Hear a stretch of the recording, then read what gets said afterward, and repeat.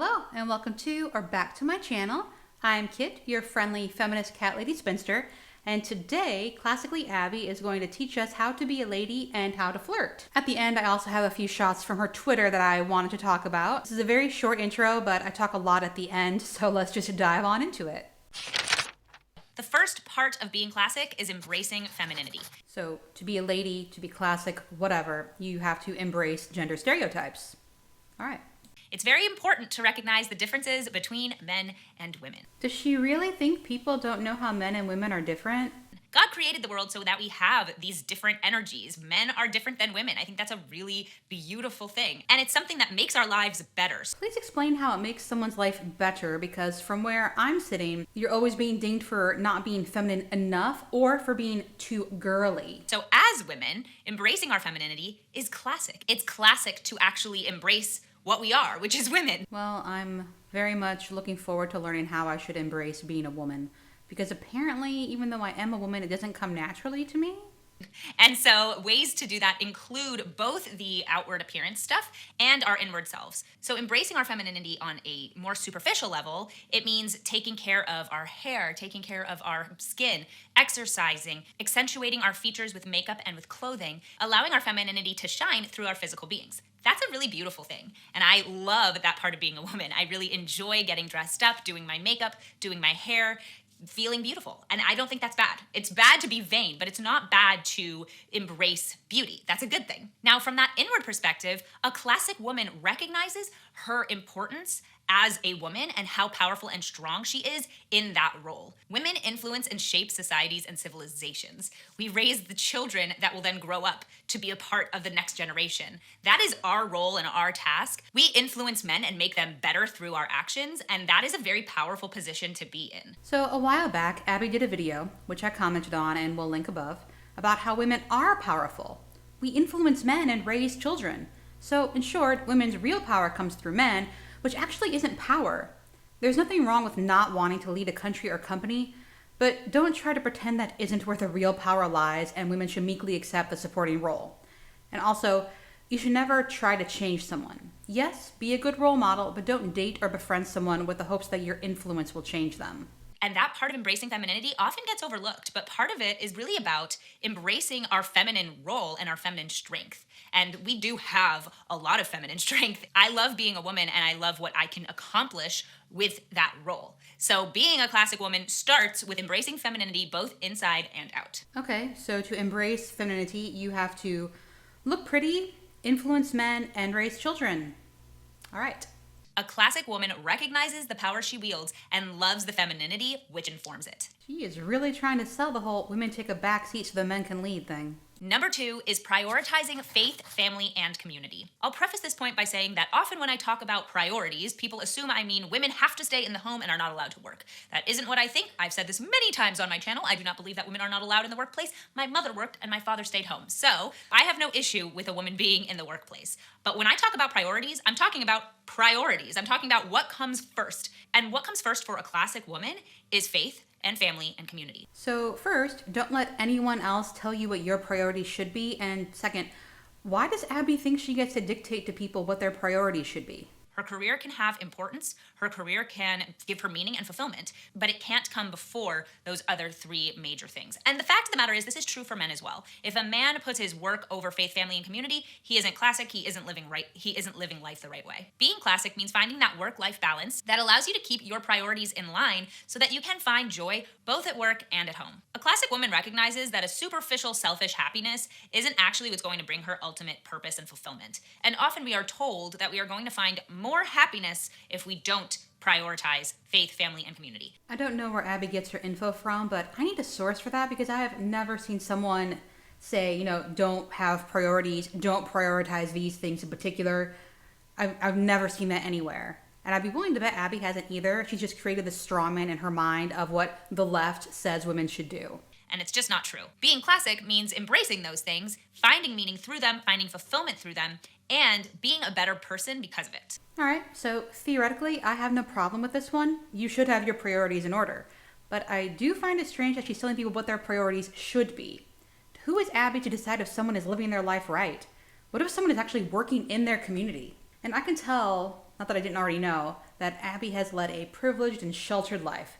When you're living paycheck to paycheck, you don't have the luxury of insisting on a work-life balance, and you typically have to work more to try and make both ends meet. Number 3 is being elegant and poised. The way that we present ourselves is super important, and being classic is about understanding how important that is. It's not just about a good first impression. It's not just about appearances. It's about taking care of yourself physically and mentally. Taking care of yourself actually makes you feel better. When you are elegant, when you are poised, when you take the time to make a good first impression, you will feel better about yourself. And that's really important. A classic woman recognizes how it's important to be respectful to the people around her, and being elegant and poised is a part of that. So if you're in a public space, you're not going to be messy or unkempt or loud. You're going to be the person who respects that there are other people around you. And that is a really classic way to live, because it means that you're not being self-absorbed. You're recognizing that there are other people around you and you want to be respectful. And it does sort of tie in with embracing femininity, because it shows a good example to your children of how they should behave, which then means that they're going to be good and solid members of society as they grow. Theoretically, I have no problem with this one as well. I mean, yes, please be elegant, poised, respectful of the people around you, but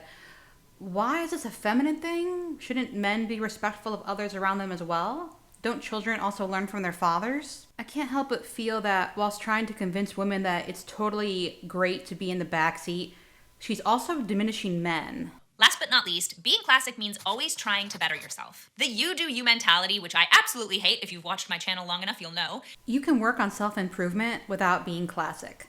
And I don't think Abby truly understands what you do you means. It's something modern like self-care, and thus she's decided what it means. Can we please stop letting conservatives tell us what things they don't like mean? Just is not part of being a classic woman. And there you have it. Following your own path is not classic. You are constantly working to actually be a better person and to grow. And so what that means is that being classic means you're always trying to improve, and that's in all areas of your life. It means personally, physically, emotionally. One of the things that I know I struggle with and I'm constantly trying to work on is time management. So an example of this is a classic woman says, okay, I'm not very good at time management. I want to be better at it. So I'm going to take some steps to improve that. I'm going to get a to-do list. I'm going to get a calendar, and I'm going to start really working hard to make sure I get things done in a timely manner. Whereas somebody who isn't classic, somebody who doesn't want to improve, might say, well, I'm just bad at time management. That's just my issue. Another thing is taking care of yourself physically. Being classic would mean starting to eat healthier or starting to exercise. And it might be slow because it's a process. Oh no, I'm a classic woman and I never even knew it. But it's still important, as opposed to the you do you mentality, which is, I don't care about what I look like. I'm just going to live my life because I find happiness in not taking care of myself. So I don't really like to swear, but I'm going to make an exception here and say, Abby, you are full of shit.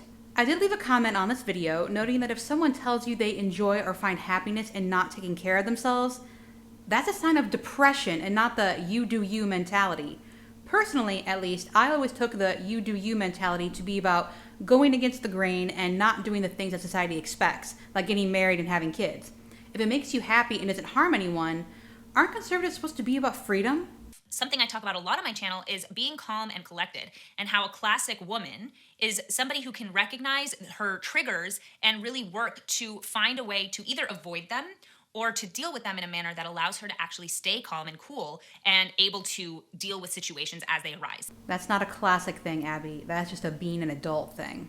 And I think that's a really important part of being classic and trying to improve, is always trying your best to react well to situations. And as you react well to situations, it means that you're going to be kinder to the people around you. It means you're going to be better under stress. And those are all really important ways that we can be better as women. So being classic is a wonderful first step into recognizing that you want to be the best version of yourself. You don't have to be classic to be the best version of yourself. I began working on myself long before Abby even thought of having a YouTube channel, and I'm better for it. However, there's a lot more nuance and individuality in people than Abby allows, and now that I'm thinking about it, she's not just telling people to better themselves, she's specifying what the outcomes of these improvements should be. That's a bit controlling. So I really want to share my thoughts on flirting. I think there are a lot of great ways to go about it, so let's get into it. The first thing you need to know about flirting is to choose the right guy to flirt with. It's not worth trying to get the attention of a guy who doesn't deserve you. I hope she's going to tell us how you can tell if someone is worthy of you at first glance, because I'm pretty sure you have to actually talk and learn about each other before you can reach that conclusion. Now, something I want to kind of say and preface this with is that getting the attention of men is very difficult if they're not already interested in you. If a guy is not already interested in you, then you going out of your way to try to get his attention actually can backfire. But not only that, he's not expressing interest, and there's a reason. Could it be that he's shy? And you want the guy who you date to have an interest in you. You are not generally going to be the pursuer. He is. It's a hard thing to accept as women that we don't get to kind of choose who we date. Is she for real? What? But at the end of the day, it's just the facts of life. Women like to be pursued, men like to pursue. Women should never approach a man? Perhaps don't assume that all men want to pursue and all women want to be pursued. Of course, there could be mutual interest and no pursuing involved. We are humans, not predator and prey. So if you feel like you are the one pursuing a guy, then it's probably not going to be the best fit. Now, is that 100% true? No, nothing is ever 100% true. But it's generally a good rule of thumb to recognize that if he is not expressing interest in you at all, he's not interested. And it's also important not to waste your energy and your time on somebody who doesn't return that interest. There's a difference between shows no interest at all when you've engaged with a man and having to engage with a man before he shows interest. Per Abby, the former means don't bother, which I agree. If someone isn't interested, respect it. But also per Abby, the latter, women shouldn't do. We should wait to be approached, and if we aren't approached, he's not interested. Does Abby realize that men can be shy and afraid of rejection too? Outside of just the interest part of things, you also don't want to focus your energies on a guy who's not a good fit for you, who's not going to be kind of a long-lasting option and somebody you could marry and have a family with. I think it's very easy to get caught up when you're dating and you're young in the heat of the moment, and the guy who every girl thinks is really attractive or is the bad boy or whatever else it is. But that guy is not worth your time or your feminine energy. You should be looking for the guy who's a good guy, who when you put out your energy of I'm interested, he is the kind of guy who would be a good match for you. Because wasting all that time and energy on a guy who theoretically could be interested in you but really isn't a good fit for you is just a waste of your own time. Okay, so this isn't bad advice, though I think it's more suited for marriage or long-term relationships rather than flirting, but okay. Number 2 is make eye contact. Eye contact is one of those things that is so intimate and so kind of sexy without doing anything sexual. And it can be super useful in situations where maybe there's somebody across the room that you think is attractive. You make eye contact. He's interested, you're interested, and he knows now that you might be willing to have a conversation with him. So he might walk over and you can have that conversation because you just subtly lifted your eyes and gave him sort of a hint that you are expressing interest. Making eye contact is one of those tools that we as women have to show that we are open to a man coming over and talking to us. So I can't speak for everyone, but I do find eye contact thrilling. So much so that I always blush when it happens. And it's also attractive when a man looks me in the eye. However, it can also be dangerous because there have been times when I was merely at work doing my job and I made eye contact and the customer in question would just take that to mean something much, much more than I intended. So use eye contact very carefully if you're going to use it to flirt. And a woman making eye contact is also just a very attractive thing. It's very attracting to have a woman look you in the eye, and men really like that. I can vouch for that. So eye contact, very dangerous weapon. Use it carefully. So if you're interested in a guy, if you see someone who you think you could be interested in having a conversation with, making eye contact so that he feels like he can come over and talk to you is a really great first step for initiating that conversation. Now, as well, once you guys are in conversation, you should maintain eye contact. Now, not in an uncomfortable way. If you've ever been in a situation where somebody's making too much eye contact, it's really awkward and I hate that. And it's not conducive to a laid back conversation, but just kind of like peeking out from under your eyelashes a little bit and making eye contact in those moments where it feels natural and right. That is a very good way to show that you are still maintaining your interest. It's always good to remember that men want to believe that women are interested in them, but they still want to feel like they are doing the pursuing. Really? You were doing so well, Abby.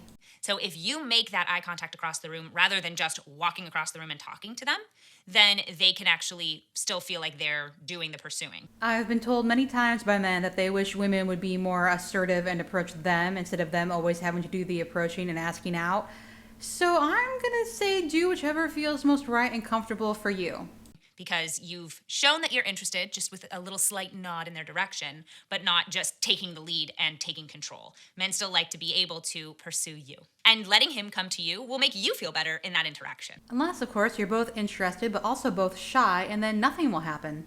Number 3 is be a good listener. I think sometimes when we as women get excited about a prospect, we think a guy is cute or attractive and we are enjoying having a conversation, we start to talk too much and we take over the conversation. And I think that it's really important to stay calm and listen to what he has to say. Now, does that mean you have to tone down your personality? Absolutely not. It just means you want to make sure that you're not letting your kind of adrenaline take over the first interaction. And listening is a really good way to show that you're interested in what he has to say. And then when you're speaking, of course, he should be a good listener too. So it shows that there's a good give and take in your conversational styles. Excellent advice for both men and women. So listen really well. And another very good tip is to laugh at his jokes when they're funny.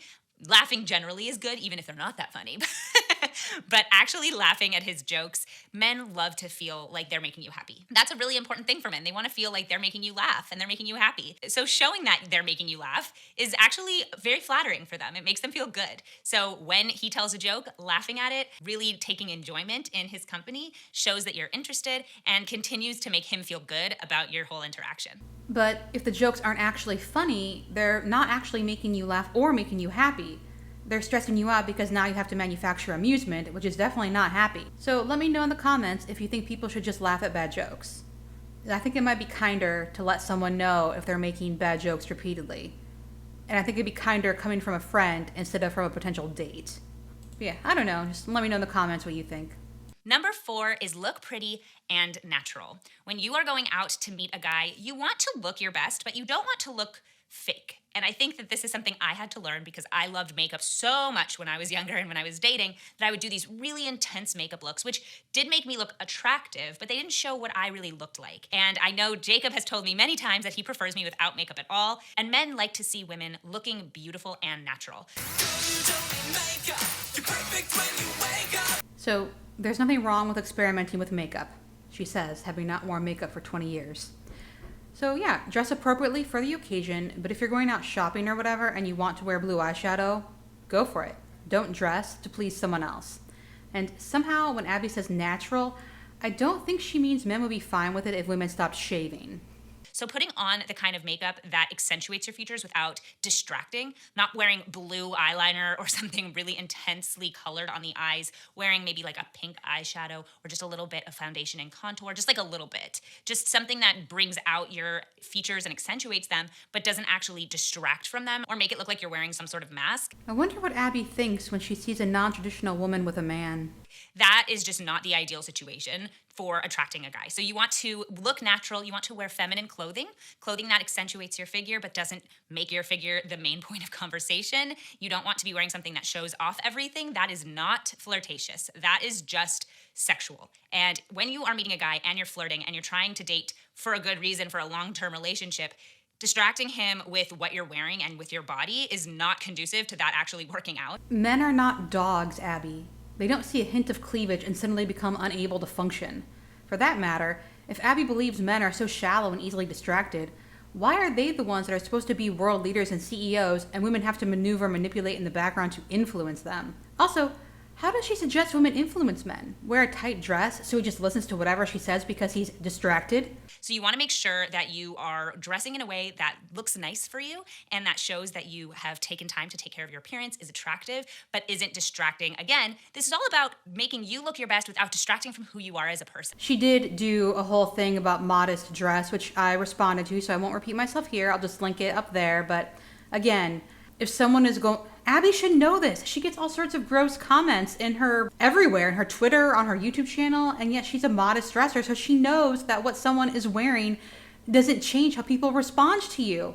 And wearing something pretty and feminine is just going to make you look beautiful and make him want to get to know you better. Wearing a nice perfume, wearing something subtle, not really overpowering, but wearing something that just makes you smell good is a very attractive and flirtatious thing because it's just something that he'll get a whiff of and think of you. And that is a very pretty kind of feminine thing we can do to leave a lasting impression. If wearing perfume is flirting, does that mean the one wearing the perfume is flirting with every man who can smell said perfume? on men. And of course, last but not least, you want to look welcoming. You want to have a nice smile. You don't want to look grumpy. So when you are going out and you're trying to meet someone, just looking friendly. If you look unhappy, if you look unapproachable, then you will not be approached. So having a nice smile on your face is something that can really encourage a man to think, oh, she's going to be welcoming, she's going to be nice, and he might want to come over and talk to you. Well, this, I suppose, is true, although, I mean, it's a lot to ask someone to just kind of stand there with this little half smile frozen on their face. But, I mean, yeah, if you don't look approachable, people probably will not approach. Last but not least is kind of an interesting one, but be honest about your schedule. So the point of this is if a man asks you out on a date at the end of your flirtatious conversation, be honest about how busy you are. Don't make it seem like you're overeager. Don't make it seem like you're free any night that he wants. If you are actually busy, don't move around your schedule to go on a date with him.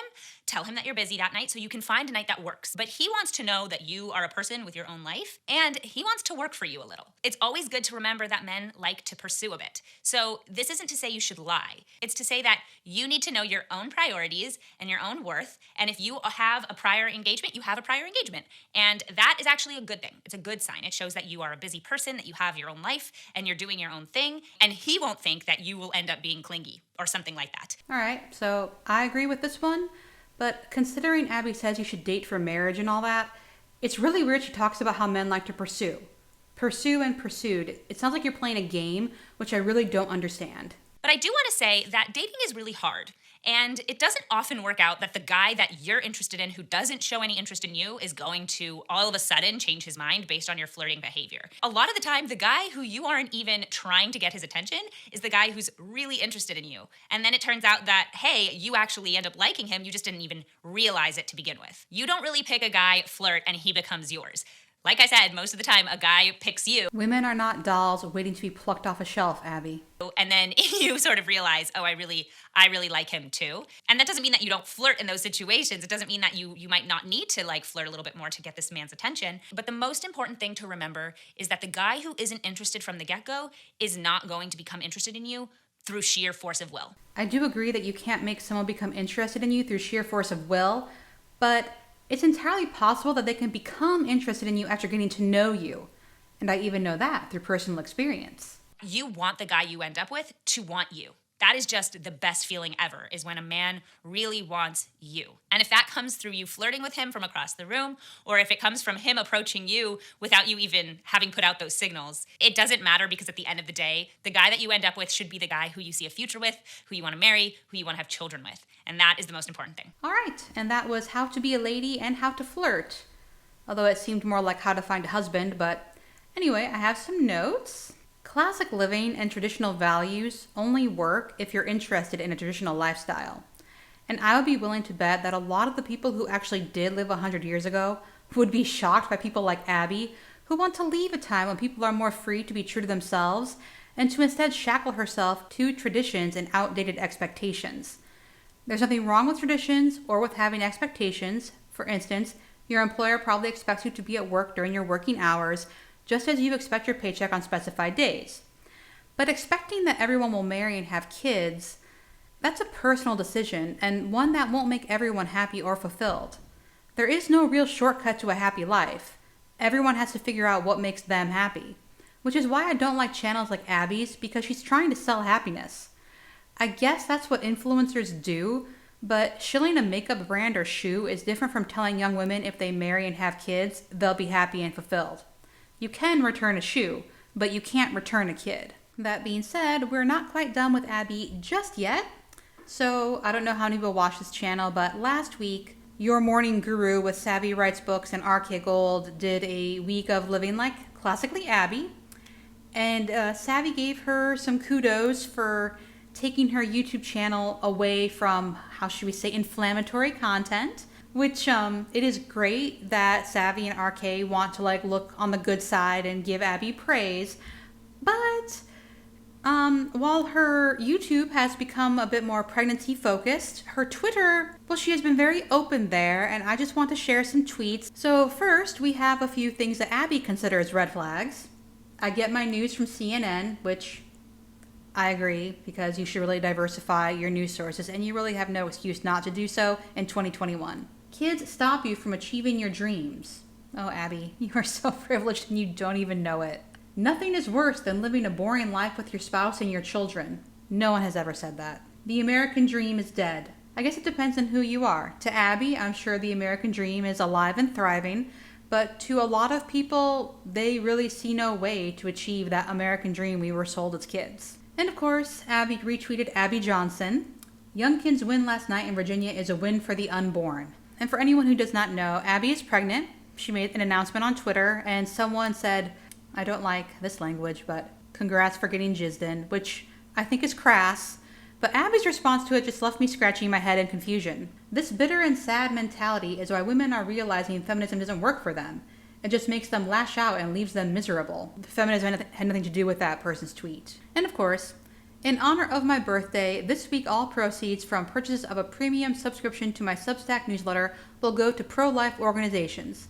Please subscribe or give a gift subscription for the holidays. And finally, I remember when Abby was doing her massive ad blitz last summer, people would leave comments in her channel asking, do you support gay people? Do you support trans people? And she never answered, and I think we were supposed to take a hint from her extremely cis, straight-centered content.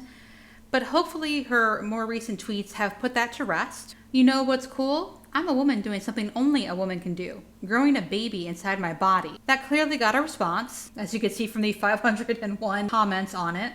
And since that apparently wasn't enough, Abby decided to post a gif of Did I Stutter with, for those in the back, only women can get pregnant. And I'm pretty sure she did that on purpose because, well, she used that reaction to write a letter for her premium Substack account. And though I can't read the whole thing, this is what made it to Twitter. In the West, we aren't oppressed by the patriarchy.